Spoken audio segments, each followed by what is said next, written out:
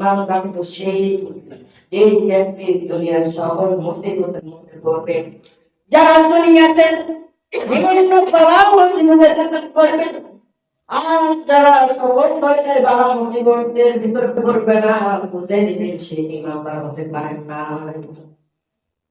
ইমানদার হতে গেলে, প্রকৃত ইমানদার হতে গেলে, প্রকৃত মুসলমান হতে গেলে, প্রকৃত গোলাম হতে গেলে আপনাকে অবশ্যই অবশ্যই আপনাকে সকল ধরনের বালা মুসিবতের ভিতর আপনাকে পড়তেই হবে।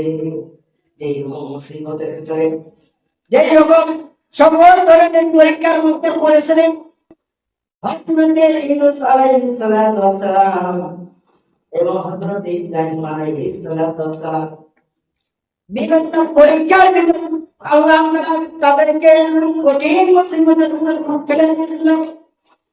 কাফের মুশরিকদের হাতে এরকম বিভিন্ন ধরনের নির্যাতন করেছিল। যতক্ষণ পর্যন্ত আপনি বালা মুসিবতের ভিতর থাকতে পারবেন না, ততক্ষণ পর্যন্ত আপনি ইমানদার হতে পারবেন না।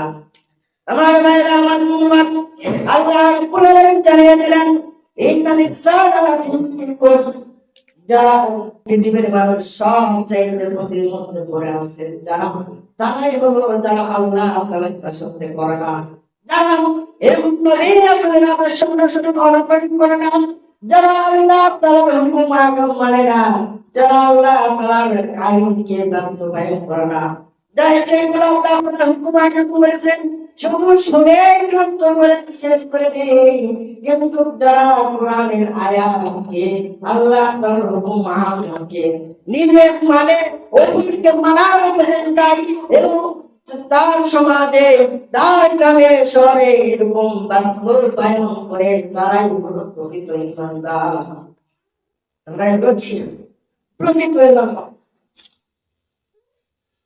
আর যে ব্যক্তি প্রকৃত ইমানদার তাদের আরেকটি গুণ আছে, যখনই তাদের সামনে কোরআনের আয়াত এবং কোরআনের কাহিনী শোনানো হয়, তাদের দুই চোখের পানি এরকম কান্না করতে করতে পাগল হয়ে যায় এবং তাদের সমস্ত শরীর থরথর করে কাঁপতে শুরু করে দেয়। তারা কি করে?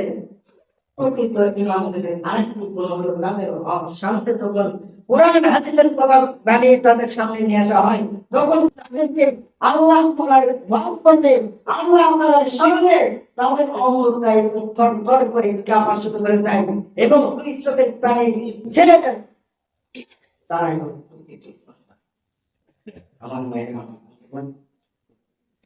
আল্লাহ রাব্বুল আলামিন সবাইকে প্রকৃত ইমানদার হয়ে চাইতে পারি।